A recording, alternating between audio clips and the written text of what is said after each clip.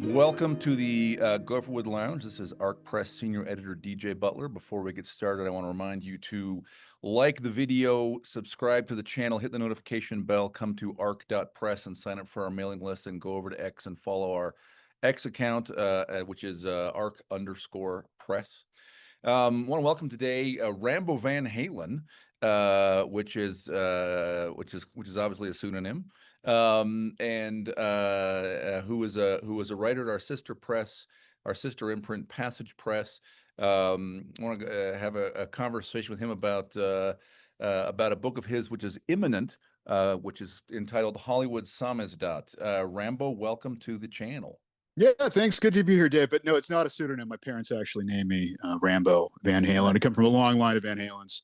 Nice. So I'm actually Rambo Van Halen the third, but I've dropped the third. It's a little pretentious. Old Dutch family. Exactly. My wife spent some time in Brazil, actually, and she said two of the extremely common names at the time, which would have been sort of late 80s, were Rambo, Hambu, and Kichaji Nixon. People were naming their kids Richard Nixon in as late as the 80s in Brazil, apparently.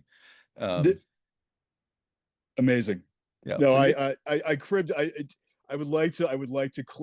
It was inspired by there's a Montenegrin musician who goes by Rambo Amadeus, Nice. and I met this guy once in Belgrade a long time ago. I don't remember anything about the guy, but that name stuck. I think he's been on the Eurovision Song Contest a couple of times. You can see his music videos on YouTube. And for years, I needed a pseudonym. Like when I was doing call sheets for union or for non-union shows, and I had a union member, crew member, I had to hide them somehow. So I'd put down Rambo Amadeus, and eventually it kind of morphed into Rambo Van Halen. And then I created this Twitter account thinking nobody would ever follow me, and I named it Rambo Van Halen. So you can think Rambo Amadeus, the Montenegrin musician, for that. Fantastic. Absolutely fantastic. Well, welcome. You got a book coming out called Hollywood Samizdat, and that maybe is a good place to kind of step off in this conversation. Samizdat, correct me if I'm wrong, this comes out of, it's a word that comes out of the sort of Eastern Bloc, or in fact Soviet Union, and I think Samizdat literature is underground literature. I forget the exact meaning of, like, the exact where Samizdat is pieced together, but I think Samizdat literature was sort of the stuff that was hand printed in basements, or copied out by hand, even passed around, Right. because it was censored, because you couldn't say it, because it was regarded as out of bounds by the regime. That's it. And that's sort of where these stories come from. There are rules in Hollywood that you're not supposed to talk about what happens on set, and you're not supposed to talk about what happens behind the scenes. And there's sort of this Hollywood samizdat of stories that film workers only tell to each other.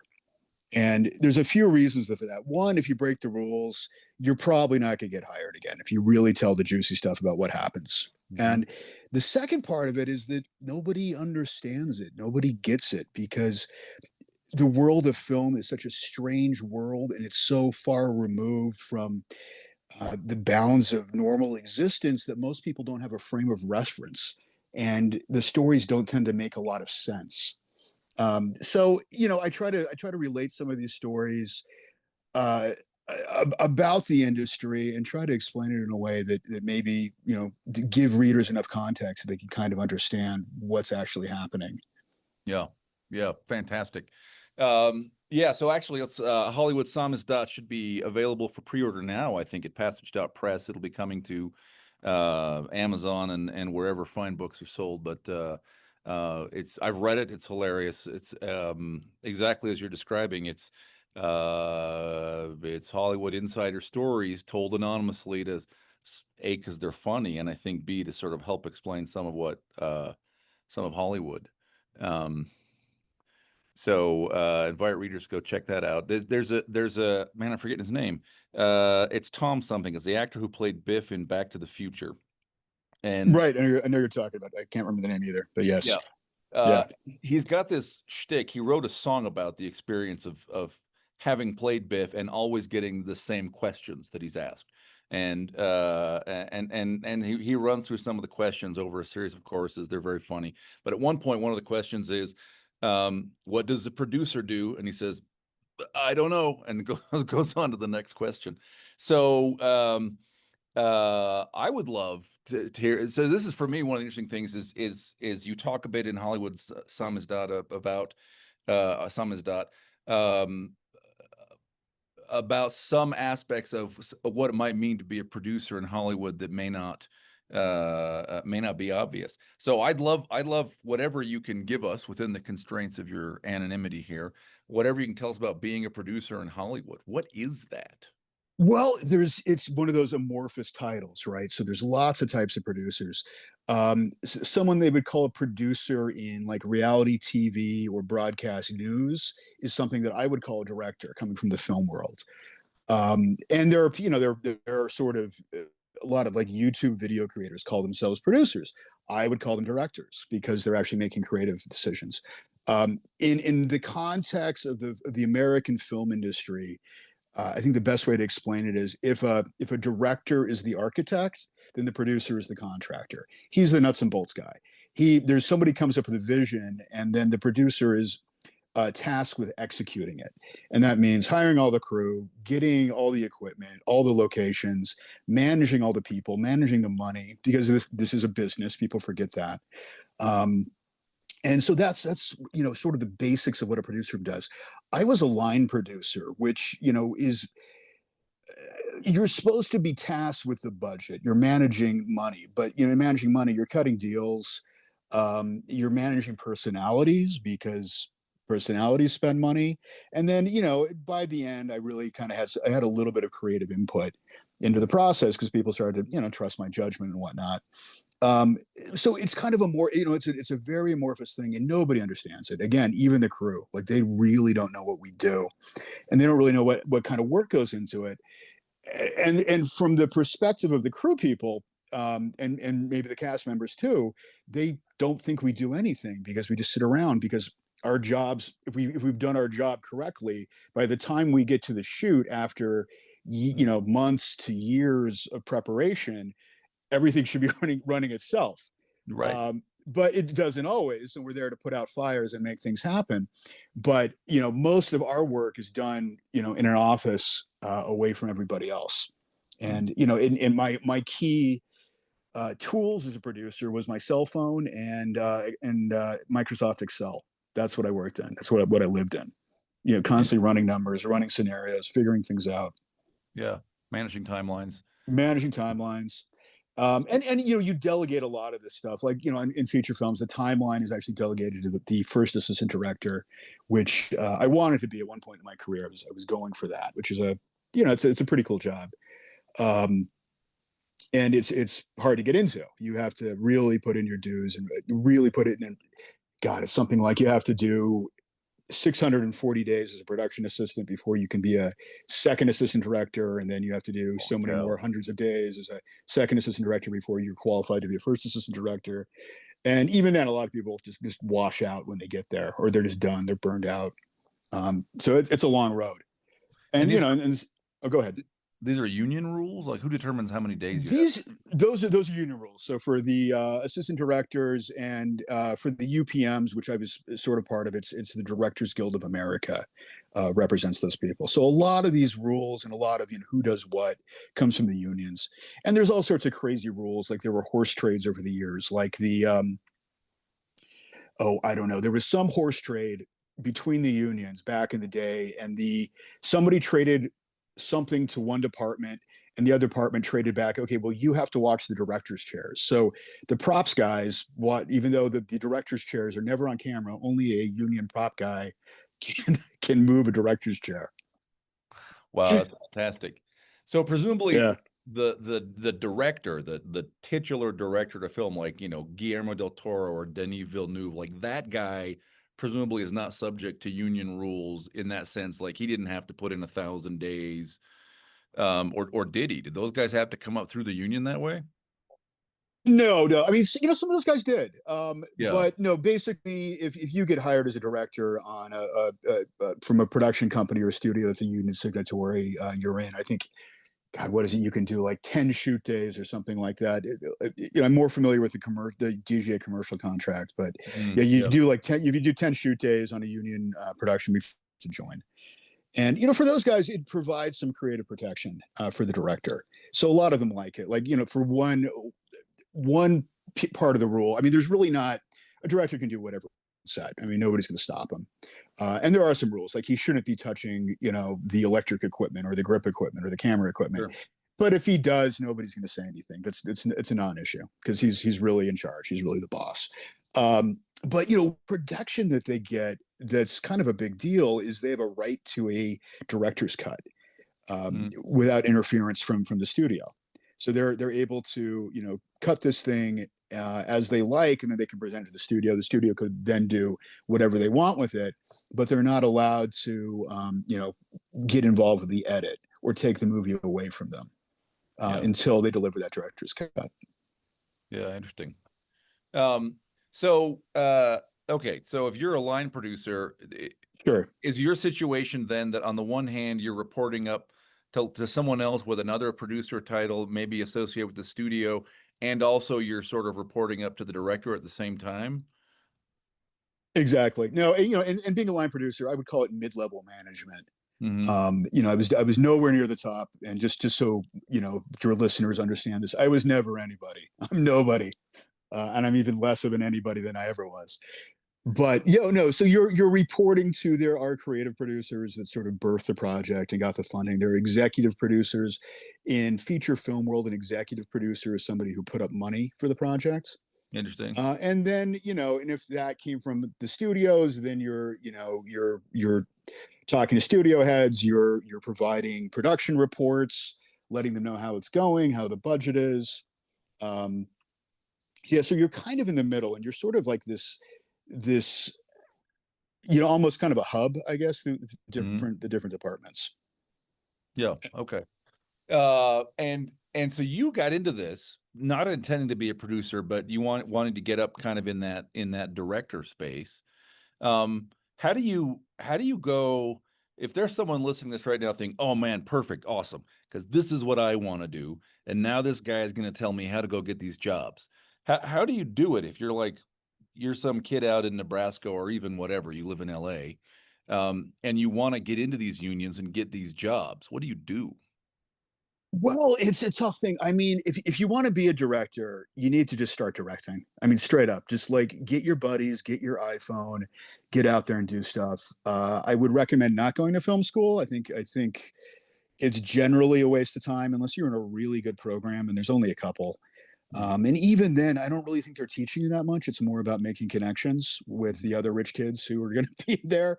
Um, and it's a funny thing, like the indie film world, say what you will about Hollywood, but it's kind of a meritocracy. It's a lot more of a meritocracy than the indie film world. If you want to be an indie filmmaker, all you need, I mean, if you have $10 million in cash, you can be a filmmaker. You can go Yep. make a movie. But what I'd recommend if you want to be a director, just start directing stuff, and put it on TikTok, put it on YouTube, put it wherever you can put it out there. If it's and this is really funny, David. Like a year ago, if you would ask me this Mm. about how you get into the business, I would tell you, yeah, you get a job as a production assistant, and then you work your way up. The future of the industry is really in doubt right now.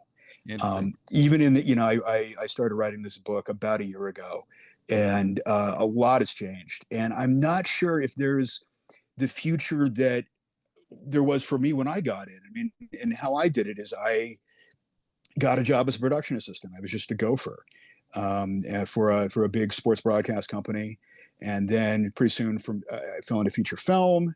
And within a couple of years, I was coordinating feature films, which was, it's kind of a big deal for, working in big Hollywood and working for big studios and stuff like that. I don't know how possible that is now because there used to be room at the top. because guys like me were always burning out of the business and moving to the Rockies, right? So there's always room to move up. Now the industry is really shrinking. A lot of it has to do with streamers. A lot of it has to do with AI, that nobody really wants to make an investment because people don't, or I should say, they don't want to make a long term investment because nobody knows where this is going to land. Um, a big VFX house that I used to work for like went under a few months ago, and they just walked into the office one day and told, I don't know, like 10,000 people that they had no job. Oof. Um, and so that's kind of where things are. I think people are sort of waiting for the next wave and seeing where this is going to land. And there were some self-inflicted wounds with COVID, with the writer's strike and with the actor's strike that went on, way too long and really kind of eviscerated the business. Um, but traditionally, if you didn't have nepotism on your side, if you didn't have an uncle or somebody in the business, you had to start as a production assistant, and you just work your way up. You find your path, and then you sort of go for it. You find a better department to go into, if it's the art department or the camera department, or if you want to be on the assistant director track. Um, then you try to get in somehow and give up the PAing. And once you do that, you'll join that union, swell, and you'll be in. And you still have to work really hard. You have to work really hard to get there. And once you're there, you have to work extra hard. But Yeah. it's for a guy like me who dropped out of high school, and I tried to go to college, didn't really work out there either. Mm. It's provided a good living for me. Yeah. And I'm also the type of guy who can't work in an office. I'm not the guy. I need to be doing something different every day. Yeah. So Uh, so there you go. But Interesting. yeah, if you want to direct, I think creators are still going to be valuable moving forward. And I would be shooting stuff all the time and editing stuff and putting stuff out there, even if it's imperfect, even if it's really bad, put it out there. And I'd also be learning these AI tools. I'd be playing with that right now. Yeah, that's interesting. You think that the value of the AI ultimately will be to empower the good creators rather than replace them. I think so. And I think that's kind of the future, where you're going to have right now, to make a Marvel movie, for example, it takes 5,000 people to do it. Right. And that's going to go down to 500 and then to 50. And it might be 5 or 10 people eventually. Yeah. Um, but there's always going to, I don't know that AI can, let me qualify this. I think it's yet to be determined if AI can create something as good as a human, right? If Yeah. they have that spark of creativity. And the other Yeah. question is, can AI replace human actors? They can replace them. I think very soon we're going to see them replaced in commercials. I think any kind of modeling is going to be 100% AI very quickly. Yeah. But as far as acting, can we get an AI actor to emote as well as a person? I don't know. I don't know, and that's going to be really interesting, because unfortunately, the smartest people in the world are working on that right now. Yeah. I mean, an actor can have his own following, somebody like De Niro or Gary Oldman, or somebody can have people who will watch movies because it's a Gary Oldman or a whoever, right? I don't mean to pick male actors, but Meryl Streep, right, can have a following. And I don't know that fundamentally an animation can have that kind of could be a superstar, can be a movie star, right? In like the Well, Jimmy here's the Stewart or thing. the Tom Cruise kind of sense. Well, we're going to have Tom Cruise and Robert De Niro long after they're dead, right? Because they Yep. can mimic the right. And the final step is when it just makes you the movie without asking. Like, hey, Dave, based on your viewing history, you think you would like this movie with Jimmy Stewart and set in the Star Wars universe with the Led Zeppelin soundtrack, and it's just going to give it to you. This was I had a little bit of exchange about this on X the other day.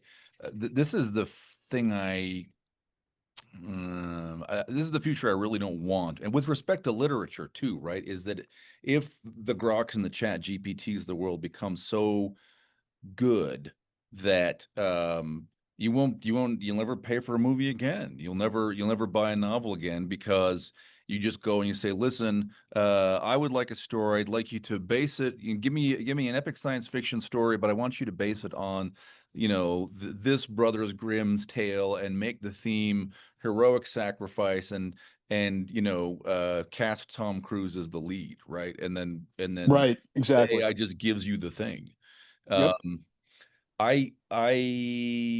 the man, it seems to me like the social and the psychological outcome of that is really bad.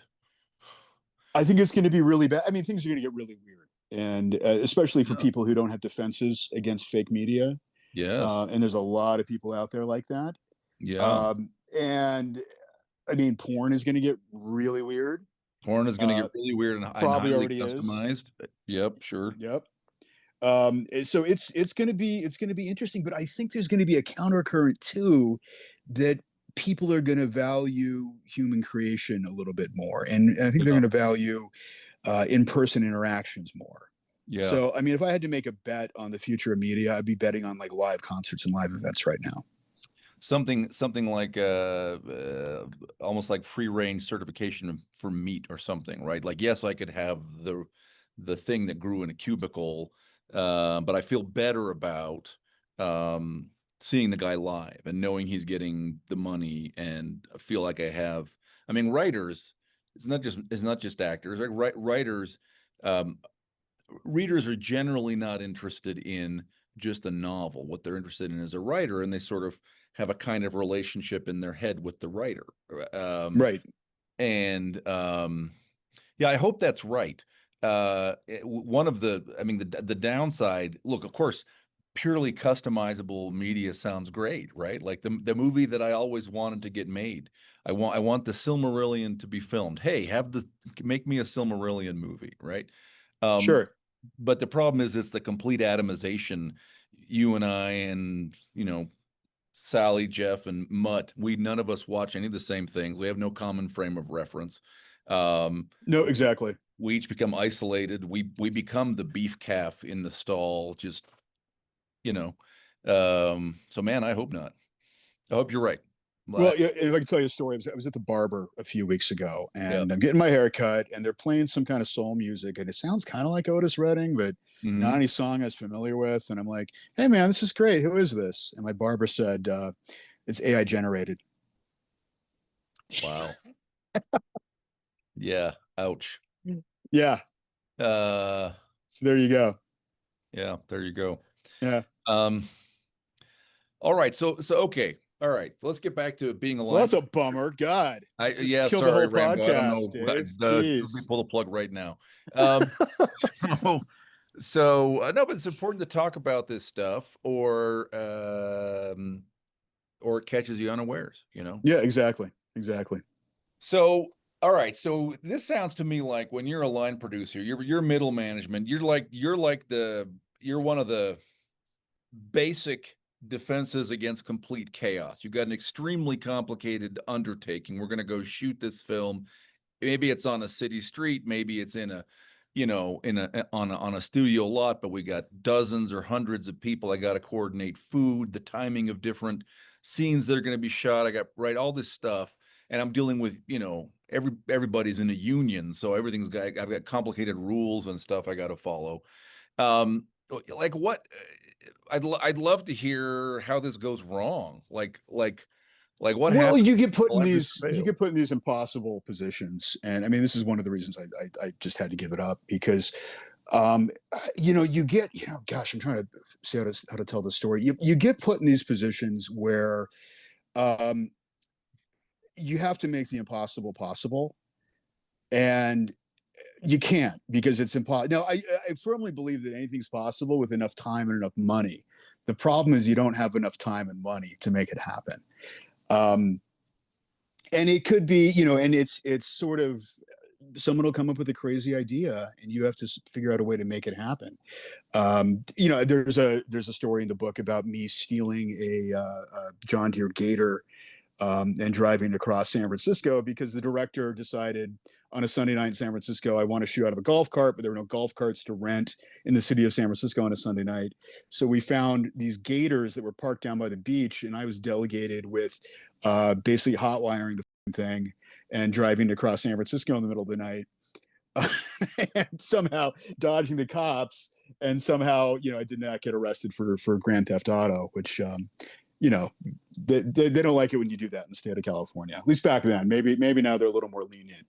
Um, but things, that's what happens. Like this chaos, just leads people to do things that you wouldn't want to do. I mean, and it's funny too, Dave. Like a lot of the best stories happened when I was a production assistant, because I think that's when you have the least power and you have the least ability to say no, and you're the most subject to abuse. Yep. There was an actor. No, it was a director of photography. So he was sort of a famous Oscar-winning DP. He was actually a great guy. He had a chest cold, and he was asking for. There's a guy on set called Craft Service who makes snacks for people, and he was asking for tea with lemon, hot tea with lemon for his throat. A little lemon, little honey, right? Just like Mom used to make. Yeah.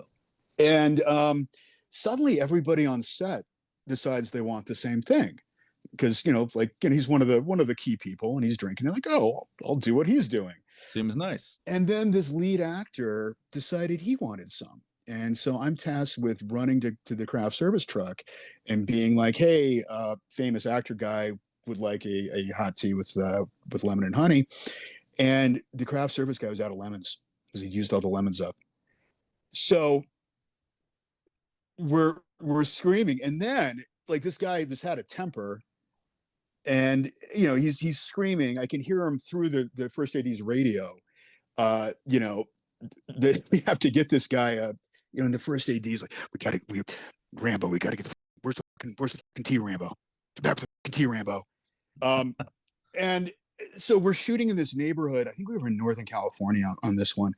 And it was like, I had to get a Teamster van to get shuttled to the nearest store, which is like 10 minutes away, to buy lemons, but that wasn't going to be enough time. And so I spy across the street in somebody's backyard a lemon tree, and it's got lemons on it.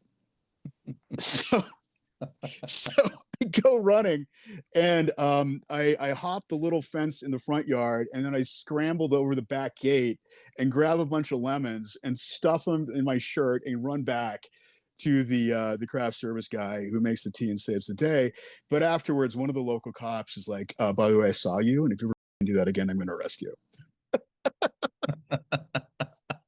Wow. That's fantastic. Yeah. That's not in the book, by the way, but maybe that should have been. No, it's great that it's not in the book. So I mean, technically, under the union contracts, are you even allowed to go get lemons and bring them to the craft services guy? Stuff like that. If Yeah, technically no, but like in emergencies like that, nobody's gonna complain. Help me out. No, I mean the whole crew, and this is what happens. Like we've got hundreds of people out there, and when something like that happens, when like the big actor wants something, yeah, everybody goes into crisis mode, just to get it done and to make it happen. And nobody's gonna waive the rule book at that point, because they know that people are going to get fired if it doesn't happen, and you can get fired for something. You can get fired and have your career ruined for something as slight as not getting the asshole actor his tea. Yeah. So there you go. Yeah.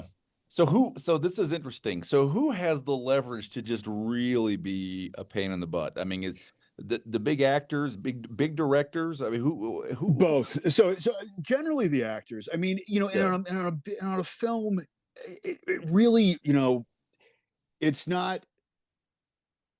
They're the whole movie, right? If you've got a celebrity, I'm just going to say, I'm going to say Tom Cruise, for example, who I've never worked with, but I've heard he's a nice guy. Everybody says he's great. So let's just say it's Tom Cruise.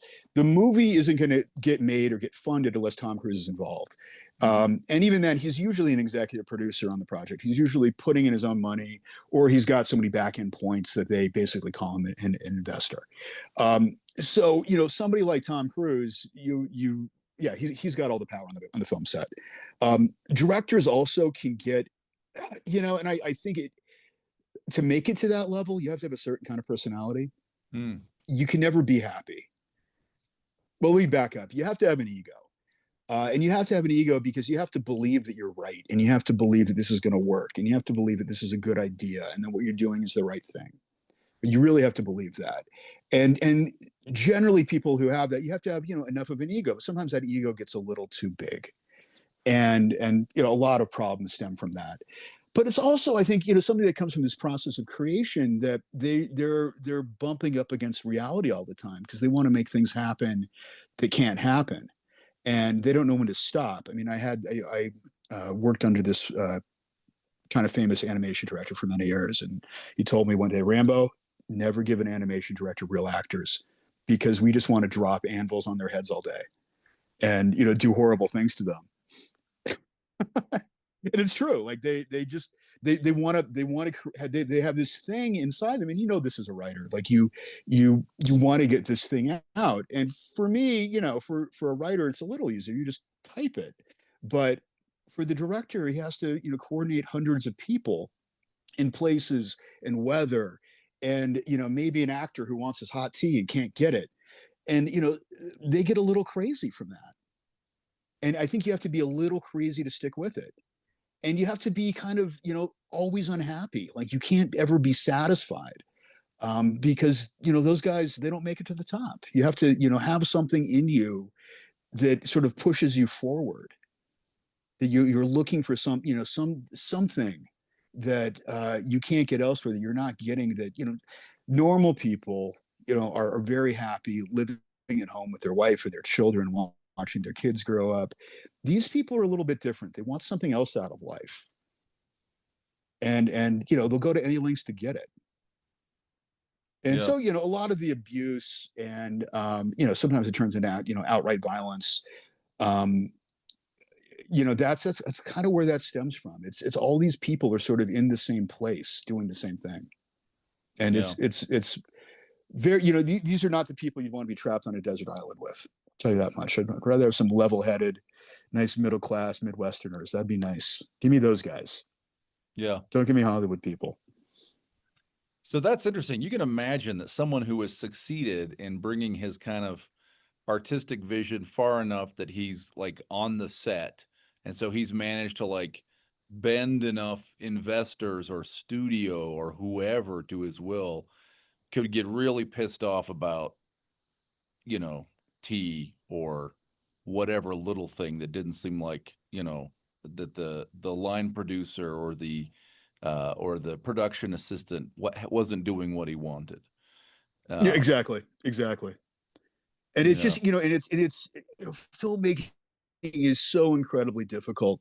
And I don't think that's another thing the general public doesn't realize, is how hard it is, how incredibly hard it is, just to make a movie, let alone a good movie. And making a good movie is that much harder. Most movies never see the light of day, by the way. um, like, they're like not even like direct to video, like nowhere. They go nowhere. And when you're working sort of in the studio system, they're trying to make safer bets, and we're working with safer hmm, people. So more of those movies do come out, but some of them are never released. But in the indie world, something, yeah, I think it's probably like 95% never see the light of day. yeah, super interesting. 95% even a film that has been completed, or are you talking about like projects begun never see the light of day? No, no, actually completed, shot, edited, everything. And maybe they'll make it into some second tier festivals, but Hmm. that's it. That's as far as they go. Yeah, and no one's ever heard of them, and then they No die. one's ever heard of them. Exactly. Yeah, And if you browse the bowels of IMDb, you'll find these titles that you've never heard of before, that nobody ever saw. yeah, yeah. Interesting. I wonder if we'll end up, if in the world of streaming, some of those will end up becoming available. I mean, in publishing, basically everything that was ever in print is going to be coming back into print because it's so cheap and you can do it without actually printing anything. Right, right. Um, Stuff that has no business being in print is going to be available because it was terrible in the first place and whatever. Or a lot of sort of self-published stuff that really there's not an audience for. I wonder if some of those films might see the light of day because we have similar developments um, in film distribution, streaming, or other similar things. It'd be interesting. It's out there. I mean, there's this. Yeah, Oh man, what is the Vinegar Syndrome? Is the name of this company, yeah, and they they've got this fascinating business model, right? So they started as a vintage porn company. They were Okay. finding old porn reels from the 60s and 70s and Yep. digitizing them, right? And they started going into all these kind of grindhouse theaters in New York to find these porn reels. And they started Yep. finding other movies, like all these Oh, I see. like low budget slasher films. Yeah. And they started releasing them. They started, getting the rights and finding them. And they did this one called New York Ninja, and they found all the film stock, but there was no sound. So they went back and hired voice actors to basically, they wrote a new script, based on their bad lip reading of what they thought the actors were saying, and they Yeah. hired voice actors to overdub it. And it's probably the worst movie I've ever seen. I got talked into actually buying the DVD That's by someone at fantastic. that company, and it's fantastic. They have this great niche of these really bad movies. Yeah. Yeah. Fantastic. Um, now you've also done some work in, am I right to think you've done some work in more independent film scenes? I think I read this in the book, outside of Hollywood. Is that right? I did a little bit of indie film when I was starting out. Hmm. Okay. And then, I did one indie film, and then I did a bigger indie film. And then I kind of got, in sort of, big Hollywood after that. Um, and I've helped out. I've helped out on a lot of indie projects. One thing I did was, I decided to, once I had a certain skill set and a certain reputation, I started selling my skills to corporate America to make a lot more money, basically producing commercial content. And that's where I spent most of my career as a producer. Hmm. I was actually making TV commercials, which was a lot of fun for many years. Then it stopped being fun. The money fell out of it, and wasn't so much fun anymore, unfortunately. Yeah, yeah. If you do the thing for the money and then the money's gone, that's a bummer. So in that environment, in the commercial environment, I mean, are you dealing with sort of more, let's say, less outsized personalities? Exactly, and that's one of the things that attracted me to. It's like, okay, and at the time, and this would be, early 2000s. This is sort of when broadcast advertising was still a big thing, and these companies would spend millions of dollars on a 30-second commercial. So pound for pound, they were spending 4 or 5 times as much as a feature film, second for second of content. And it was a lot of fun. I mean, we were just making these multi-million-dollar big budget art films that really had nothing to do with advertising for the brand. And it was great. It was private jets and 5-star hotels, and it was fantastic. But we didn't have to deal with those Hollywood egos. It was really nice. And you could kind of have a life too. The film business is really known for eating marriages and breaking families. Hmm. Divorce rate is just astronomical. And I was supposed to go to London to do this movie, and I had just met the woman who is now my wife. And I knew, like, yeah, my artist relationship is not going to survive me being in London for 3 years, and turned it down and started doing commercials. So there you go. I You're gave it up for romantic. love, Dave. Yeah, that's a very romantic story. That's Yeah. awesome. So that's interesting, right? So the cliche I heard, you might even have mentioned this in the book. I can't remember, but this is a cliche I heard before, which is sort of pre-internet advertising. But that the idea is that marketing knows that half of its spend um, uh, generates 100% of the revenue, but the problem is nobody knows which half. Uh, and Right. and so Right. the idea is like, yeah, I'm making these like 60-second art films, right? To sell Right. Doritos or Miller Lite or whatever. I mean, I was a kid. Right. Um, I didn't drink beer, but like the beer commercials at the Super Bowl, like I would watch the Super Bowl to see, Sure. the funny commercials. Um, uh, when you start to be able to get even real-time analytics about, you know, how much of my ad are people watching, how many of them are clicking through to the link. It really changes the dynamics around advertising, and maybe that affects the willingness of people to spend money on, um, on those little films, basically. And that's what it was. I mean, it really started dying around like 2009, 2010. with all the analytics, and they realize that nobody is watching this stuff. Like their target audience. I mean, people are watching it, but the target audience isn't, and it's having no effect. It's not moving the needle at all. Yeah. And I think, and it all just sort of started crashing down around that time. That's when the private jets went away. And that's when we stopped staying at five-star hotels. Yeah. Yeah. So, well, look, I'd love to hear stories. If there are favorite stories, what's the question that I should be asking that gets us to more entertaining stories about your Hollywood experiences? Yeah, that's a good question. I mean, there's so many crazy stories that happen because it's such a weird place. And you don't, when you're in it, you don't realize it. And it's not, Mm. I've been out of LA for about a decade now. And as I sort of integrate back into society, like a prisoner leaving the halfway house, I started to realize just how weird it was and how much just crazy stuff happened. Like, all right, one day I'm on set and we're at this farm outside of LA out in Ventura County. And we're standing like next to the barn and I'm with the second AD, and the second AD handles like talent paperwork, right? So we're like, I'm going just double checking all the talent paperwork with him, make sure he's got the exhibit G and all that other bullshit that we got to get. And this actress that we had just wrapped walks up to us and says, "You always come on my face." And I'm like, excuse me? She's like, yeah, you always just like come all over my face. It's like you have no control. It just goes everywhere.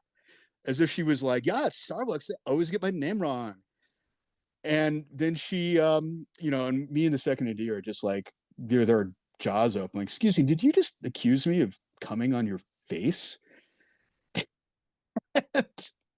And she kicks out, this is, she takes out a piece of paper and hands the second AD, who's a good looking guy, hands him her number and says, bye, give me a call. And then she gets in the van and goes back to her car, and we never saw her again. Um, so just she was batshit nuts. She was insane. This was Holy not a cow. well person. And Yeah. the AD and I talked about this. I said, one, you were not allowed to have relations with this woman, sir, no matter what. I forbid this. And he said, yes, of course. Yes, Yeah. I've been with these types before. I found out the hard way. But we decided she had no internal monologue. She was that person. She's probably like, oh, here's Joe. He's cute. I'm gonna give him his number. Oh, but then Well, that thing is gonna happen again. And then she just blurted out the thing that always happens to her that she hates. And there you go. But it's funny because I remembered casting her, and her scene was she was just grooming a horse. It was just like a bit part, right? She yeah. just had to like groom a horse. But in the casting studio, we didn't have a horse. So we had to have them pretend to groom a pretend horse. But she showed up with a brush and she was grooming her pretend horse like so lovingly and so carefully. And that we said, you're great, we'll cast you. And the reason she was doing that is because she was nuts. And she really probably thought there was a real horse there and Imagine the horse. she could go there in her mind. And that's kind of what acting is. It's sort of this form of mental illness that, oddly enough, we celebrate. And it hasn't always been like that throughout history. For most of history, actors were thought of as basically prostitutes, and often they were prostitutes. But in the 20th century, with the invention of cinema, suddenly they're stars. And suddenly, I think there's something about the medium of film where people really are larger than life, and you can't just meet these people backstage and pay them for sex. And so there's something different about people, and you know so the industry attracts these people that are, one, very beautiful. They're very handsome, beautiful people, and two, they're crazy, they're fucking nuts. Yeah. And that's because that's what you have to be a good actor. Yeah. I think you I read the book a couple weeks ago. My memory is I think you actually talk about this point. This is something that I don't know if you spent much time in like the Comic-Con scene. Um, I have, because these are venues I've gone to sell books. I write science Right. fiction, fantasy novels. So I've stood in many around the country, Seattle to Orlando, many hours standing selling books. Man, I think there is something deeply kind of atavistic, something deeply buried in the human soul that is making people go to Comic Cons. And I think it is, I think they have become a kind of a sacred pilgrimage, like in a society where we've basically, we Yes. don't have a way to satisfy that impulse to go to be with the Right. gods, see them do the god thing, right? Like that's what it, Right. I can go and I can see Chris Hemsworth, right? And I can hear him answer questions. Right. I can wear my Thor costume and I'm participating in the divine world. Like I don't think people think about that consciously, but I actually think that is something really deep that's going on with us and how we relate to Absolutely. Hollywood. Absolutely. And and the people no, and no, we really do view these people as living gods. And or even, I mean, even past gods. Like I walked in some diner the other day and there's Marilyn Monroe, like every wall, every Yeah. piece of every wall had Marilyn Monroe on it, right? Yeah. You know, Yeah. like she, this is a shrine to Marilyn Monroe in the 50s doo-wop diner. Um and you know, this is, I mean, this is straight up idolatry, right? And this is what they warned you about in the Bible. Yeah. And this is what we do with the film stars, and the people who get into it, they want that immortality. They want, you know, that's what that fame is. It's like this godlike thing. Now the issue is they get there and it's empty and there's nothing there because it's all bullshit. I mean, if you actually step into a Hollywood studio, they're filthy places. These places are basically mills from 100 years ago.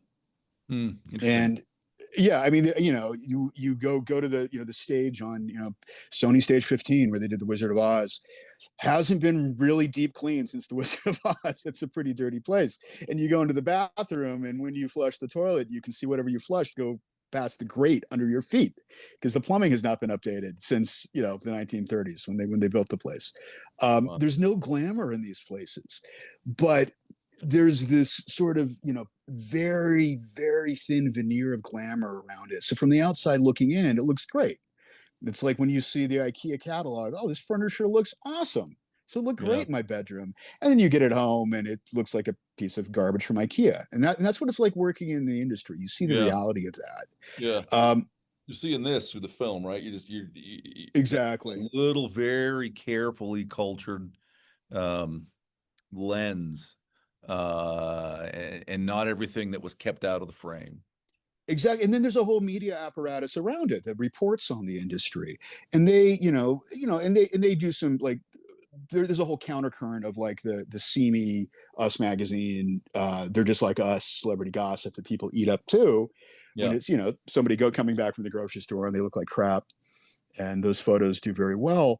But no, but the you know, industry perpetuates that. Like you know, the Oscar red carpet. Oh my God, it's like the worst part of town, right at Hollywood Boulevard. I don't know if you've ever been to that, to the Chinese I theater. have not. Yeah. It's not a nice place to hang out. But they do it up for the Oscars, and they frame out the homeless people, and all the actors, I think, really hate it because they're basically working when they're on the red carpet, but they're actors, so they look happy and smiling. They're really excited to be there, uh, but they're not. They would rather be, you know, at their homes in Montana or Telluride or wherever it is they live, because none of them live in LA. Yeah. And so, you know, you've got the media that perpetuates that, the star machine. Um, and you know, a lot of people talk to me like, gosh, I wish we could bring back the glamour of old Hollywood. And I'm like, you know, there never was any glamour. Like in the 1940s, these were indentured servants. They were basically, you know, owned by the studios. And you know, they lived decent lives, but you know, any glamour that we see was because these were photographed by photographers hired by the studios to make them look good. Yeah. So Yeah. so these celebrities, you know, these stars, you know, once they get that taste of fame, they realize there's nothing there, but they're still chasing that thing. But they're chasing a thing that doesn't exist because they're humans and they don't realize that. They think they want to be gods. They want to be the thing that people think they are. And that causes a lot of issues. You know, Yeah. with drugs and sex and, you know, any other or politics. When you see, you know, celebrities take on causes, it's because their lives are very empty and they need something to feel like they're doing some good in the world. So there you go. That's my take. This is interesting. That's great. I was going to ask about politics because one of the implications of, Hollywood Samizdat might be, hey, well, saying things I shouldn't say. Things get me in trouble. Some of that Right. could be personal, but it also could be, hey, Hollywood appears like New York publishing to have a quite a good deal of ideological conformity. And so maybe one of the sort of dangerous things, that you could express in Hollywood Samizdat is nonconformity with the ideology. How do you see the politics of Hollywood, and what's that? How does that affect working there? It's interesting. I mean, it's funny, this wouldn't have been an issue. One of the reasons I stopped producing in 2019, and one of the issues was this sort of creeping wokeness Mm, where I couldn't do my job anymore, right? And mm, and because a lot of it involves, we have to like, take a casting session. We have to have very honest conversations about women's bodies. Like, hey, she's beautiful, but her boobs are too big. And this is a family show. And I don't know what kind of message her boobs are sending. So let's get wardrobe in here. And maybe wardrobe could do something to hide those things. And we're working with the actress on this, but we're speaking bluntly. It got to the point you couldn't do that anymore. And it made it very difficult. Another thing that just broke my heart political wise was the race thing mm. where and I and boy I almost this almost made it into the book. I kept it out. It wasn't the strongest writing, so it kind of got lost in one of the edits. But about casting short comedy bits, and we'll just say like a comedy commercial as an example. In a short comedy bit, somebody's got to be the butt of the joke, right? This is somebody I called Mhm. the mook. Somebody's got to play the mook, Mm. right? It's got to be the guy who gets his comeuppance or whatever. Right. Um, and usually in a short bit, we're doing a lot more physical acting because it's a short thing, and we're this is more Three Stooges than intellectual comedy, right? For some crazy reason, uh, black comedians are great physical comedians. They're freaking fantastic at it, by and large, right? Not in all cases, but often. So here's the problem: we can never cast a black guy to be the mook Mm. because that would be racist because we were, you know, denigrating people of color by making them the butt of the joke. Right. Even if So he's the guy who has the talent to do the funniest punchlines. even if he's the funniest guy, and what would happen is and we can't say in the casting call no black people, even though there's no way we can cast a black person in this role. And even then, if you're doing a TV commercial, these big corporations have these diversity consultants in Hmm. scare quotes that are usually older, middle-aged black women who are super serious, who will tell you if it's racist or not. But we don't even want to get to that point with them because we know what they're going to say. Right. So these great black comedians would come in and just fucking nail it, and there's no way we could cast them, and it was just heartbreaking because I really hate to see people's potential wasted. And Yeah. here's the thing, Dave. So a national, and this may have changed, but back then, a national broadcast commercial, if you had a speaking role in a national broadcast commercial, you're looking at about $100,000 for a day's work, right? Not bad money, right? And if Yeah. you're a struggling comedian working on your act, that hundred Right. thousand dollars is going to go a long way. It means you don't have to wait tables as much. You can spend more time, writing. You can spend more time, working at the comedy store where they pay you like $7 a session, something like that. But it's good practice. And we're just every single job we're turning guys like this away, like the best actors, because so I'm here. I am not hiring black people Right. because I don't want to be a racist. Right. It's the perverted That's backwards consequence. exactly, exactly. And it was just heartbreaking, right? Because I mean, these are like really talented people and really hardworking people and really bright people, and it just hurt. Yeah. After a while, like I just couldn't take comedy projects anymore because I knew this would happen. Yeah. I Yeah. mean, so that's one little aspect of the politics. Um, but as far as the wokeism goes, that's really at the top. Hmm. The crew, it's a pretty diverse bunch of people, honestly, like you'd find in the rest of America. Yeah. But the higher up you get more into the wokeness. But even the executives, though, I think they just go along with it. I mean, they're just interested in not losing their jobs and making money. Yeah. And and what's ultimately driving it, it's hard to say. I think a lot of it is what the finance companies that you have. They're going to, say, the Black Rocks of the world to finance these projects. Mhm. The Black Rocks of the world get their money from, say, the California Pension Fund, or the state of Illinois Pension Fund, or the state of New York Pension Fund, which have Who gone sometimes political. basically sue, or they show up to board meetings and demand, I mean, under SEC regulations, as a shareholder, we have a right to put this resolution in front of the shareholders. The Right. resolution is we are going to, we're only going to invest in films that meet the following criteria for, whatever. Um, yeah, Exactly. Exactly.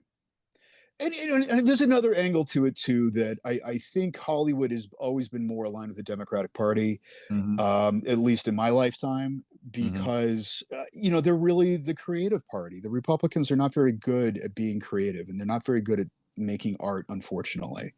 And I know you and the guys at Passage Press and people like me are trying to change that, yeah. but it's very true. It Um, is it is the truth. There's a "They Might Be Giants" song says the communists have the music. And yes, they do. yep, Yes, I they just, do. since Woody Guthrie, maybe before that, I don't know. Yeah, I have Yeah. my record collection is full of people that I think are nuts, but I love the songs. Uh, But no, I think historically that hasn't been true. yeah, I think there have been some wonderful right wing artists, sure, historically, but yeah, sure. in the 20th century, they're all lefties. Yeah. Do you think there's any chance I mean, in publishing, I see a few small optimistic points that say, hey, there's some people at least have reached a point that, oh, okay, we've gone too far. We've clearly lost people. We've driven away some Right. readers. I don't think all of publishing is going to come running back to any kind of middle. It hasn't been in the middle for a long time. I'm not sure I need that. If enough small publishers, even, right, or imprints will kind of come back and be reasonable, maybe that's enough. We can have a decent kind of literary scene. Do you see any of that in film? Do you see any signs to sort of be optimistic that maybe we've passed sort of the peak wokeness and might be moving back to something more like what we had in the days of Rambo and Van Halen? Yeah, absolutely, absolutely. Um, I think, yeah, no, I think that's happening. I think they've sort of realized that, and I think the correction is coming. At least that's what I've been informed of. I'm so far away from Mm, yeah, where those decisions are now, and have been for about a decade. But my friends who are still in are telling me, yeah, there's a lot of stuff in the pipeline that's more like the films we used to like. Like, gosh, I rewatched Predator with my kids the other night, and what a fantastic film. I mean, it might be one of the greatest films ever made. Um, and it's a very masculine film, yep, and so I think we're going to see more stuff like that. It's going to take a couple years though, because it's in development right now. But I think by end of 26, early 27, we're going to see that again, and yeah, hopefully it's not too late, and hopefully they can recoup some of the audience. yeah. Because yeah, Uh, people, the audience is just sick of it. I think that's it. I think that's at the end of the day. Uh, it, if people won't consume it, if they just won't be led to the trough, like that's the ultimate check. Right. And and all these people are working in a bubble. And I don't think they're necessarily, a lot of them aren't bad people per se. They're just, their friends and neighbors all think this, and so they think, oh, this is the right thing to do.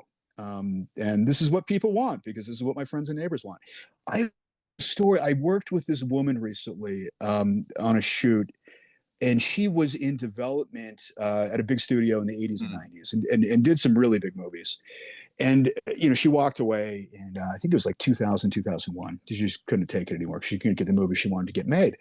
But back then, what she told me is that the studios would do market research, but only do it in New York and Los Angeles. interesting. And I thought about this, and probably like in 1980, doing market research in New York and Los Angeles, probably you wouldn't get that different of a result from Omaha, Nebraska, or Now, Kansas City. yeah, But by 2000, you definitely did, and by now, it's hugely different. yeah, 100%. And I think it sort of became part of this polarization feedback cycle that, as the country polarized, the films went one way because that's where they were getting their data.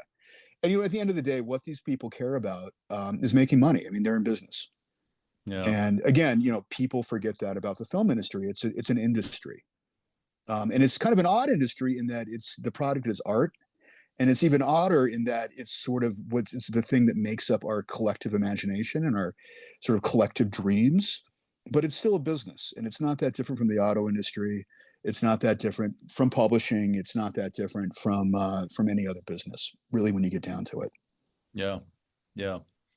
Um, I totally think that that bubble is exactly what I've been seeing in my progression through, one of the nation's top law schools, and then one of the world's biggest law firms, and then tech companies is people who are perfectly decent people are just they don't realize how isolated they are. Pauline Kael, film critic, famously was astonished by the election of Richard Nixon and said nobody I know voted for him, which is, Yeah, you know, probably true. probably Probably true. true. A little bit of an Yeah, inadvertent self-own, right? I don't know anybody who wouldn't have voted the way I did, right? Uh, exactly. well, look, what's we're about an hour, I think. Oh, I didn't take careful note of when we started, but I'd love to hear one more story because these are so funny. What's one of your favorite stories you can tell us here to wind up? Oh my God. There's so many, and this is a frustrating thing about trying to be anonymous is there's so many stories I can't tell You got to be because, careful. um, okay, I'll tell you a story. I'm going to name some names. I'm going to break my rule, Okay. Dave. I'm going to name some Oh, names. okay. Here we go. Uh, this is one of these little gigs, like in between movies, you take smaller gigs, like, little promo things or short films or commercials or something like this. So I was hired to do the junket for one of the Star Wars sequels. I'm sorry, prequels, one of the Star Wars Mm, prequels. I forget which one. I think it was the third one. I hate mm, those movies, by the way. Sorry. You're sorry, not sorry. They're terrible movies. Um, and so we're doing this at this and film junkets are interesting things. So whenever you see an actor interviewed and he's got a poster of the movie behind him, that's mhm, part of a film junket, right? And usually, typically, what they do is they rent out big hotel. You go to, like, the Four Seasons in Beverly Hills, you rent out the whole thing, you get all the ballrooms, and then you pay these so-called journalists to fly in. They just come by themselves, they don't bring anybody, and they're taken from room to room to interview all the actors and the director and the writers and all those people. At the end of the junket, and they get to stay at the Four Seasons for a couple days. They get a free flight to LA, and at the end of the junket, they are given a gift bag with a bunch of expensive stuff and some videotapes. I guess now it would be a hard drive, right? mm, And then they can take that back, and usually they edit it on the plane because I knew a guy who did this actually in the Bay Area. So he would edit it on the plane on the way back to San Francisco, and then would be on that night's news. And you can make a whole career out of doing this. So we're doing the junket, and they're instead of at a fancy hotel, they're doing this at Skywalker Ranch up in Marin County, north of San Francisco. yeah. Very nice place. This is Very this is pretty. like Yep. George. Very wealthy. Very, yeah, very wealthy, but I mean, the Skywalker itself is just absolutely gorgeous. This is George Lucas's baby. ILM sucks. ILM looks like a light industrial park, but or the old ILM that's gone now. But the old ILM that was in San Rafael was like right next to the sewage treatment plant, and it looked like random industrial buildings. And anyway, Skywalker Ranch, nice place, right? Even though Lucas's wife ran away with the guy who did the stained glass windows. Oof. Anyway, um, we're doing something a little bit different. We're not doing the typical junket. We're doing this thing where Hayden Christensen and George Lucas are going to interview each other for, I think it was for moviefone.com or something like that. And so we've got a bunch of lighting equipment and a bunch of grip gear. We're going to set up a dolly, and we're basically taking over like the yoga room to turn it into this little studio. And the problem is I have to park a truck, but George Lucas doesn't like to see cars. So all the parking there is underground. And if you're familiar, I'm sure you're familiar with the show The Prisoner. Yeah, But yeah. it's a lot going to Skywalker. It's a lot like being in the village, and Okay. you're waiting for the big ball to come and grab you because everybody's walking on eggshells. So the fact that we park a truck and start unloading it, everybody, the whole freaking facility starts freaking out. George is going to see this. Oh my God, George is going to see this. And so we had to like get the truck unloaded and then go ditch it at the Safeway down the road before George Lucas saw it. And then, another time, like I got a phone call and I'm like trying to like, back in the day when there wasn't great coverage, you had to sort of walk around to find the signal. So Sure. I'm walking around and I'm on the grass and see like four people like waving their arms coming at me, like, Rambo, get off the grass. George will see you walking on the grass. So you can't walk on the grass at Skywalker because everybody's terrified George is going to see it. And we did this interview and it was fine. Um, and George was fine. He was totally fine. But everybody, it's just funny how everybody freaks out at the thought of him freaking out, even though everything's okay, and he doesn't care that people are walking on the grass. But maybe he said something one day, and Right. everybody just from that day forward, there was no walking on the grass at Skywalker Ranch. George Lucas is actually a very nice guy. I've met him a few times. Terrible director, but a very nice guy. Um, One of my favorite lines from a movie review ever was the guy's name was Mark Stein. I think he was writing at the time, maybe in the Spectator. I was living in England, I think, when this came out. This film should have been called Star Wars Episode 2: The Attack of Hayden Christensen, the worst actor who ever lived. it was a little flat. Which may be too It's a little flat. harsh for Hayden Christensen, but like those were incredibly dull movies. I did, yes. They were incredibly dull movies, and everybody that I knew at ILM was basically on suicide watch, trying to make those things. So Yeah, there you go. yeah. Rambo, thank you very much. Suicide Watch is a grim way to end, but maybe it's fits with the tenor of the conversation. Really appreciate you joining us today. Yeah, thank you. Yeah, awesome. So for listeners, remember the book is called Hollywood Samizdat. The author is Rambo Van Halen. You can go pre-order the book right now on passage.press. And if you'd rather purchase on Amazon, I think 2-3 weeks, and it ought to be up there and everywhere else where fine books are sold. Anything else you want to say about the book? That's it. I hope you enjoy it. I actually prefer to read on Kindle, so there you go. I know I'm kind of over paper books now. They take up too much space, but I still love to read. So there you go. Yeah. So get it on Kindle, guys. There it is. Get it on Kindle. And until next time, remember, the humans win in the end. Hopefully.